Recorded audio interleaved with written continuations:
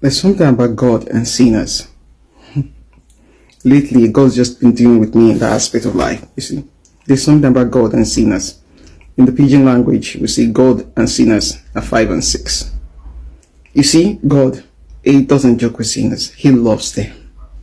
When He told Jonah, go to Nineveh, because of the love He had for the people of Nineveh, Jonah was self-righteous and he didn't want to go. He wanted destruction upon the people. He so hated them. But for God, that was not God. When Jesus talked about the parable of the 99 sheep, 100 sheep, one went missing. He left 99 and went for that one. God and sinners are like this. You see, every one of us, we're all God's children. All of us. Some are just possessed, used, and abused of the devil. So they don't have the connection with God. What the devil does is to twist the desires of their hearts so that they will desire evil rather than desire good. You see, so when we should just be mindful, because God loves sinners. What he doesn't like is the act of sinning, staying in the atmosphere.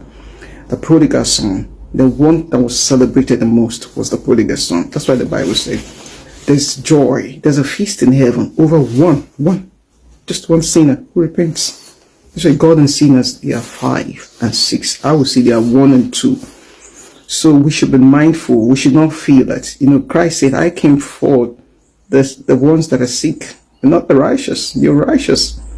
He's more particular about them. So soul business is God's main business.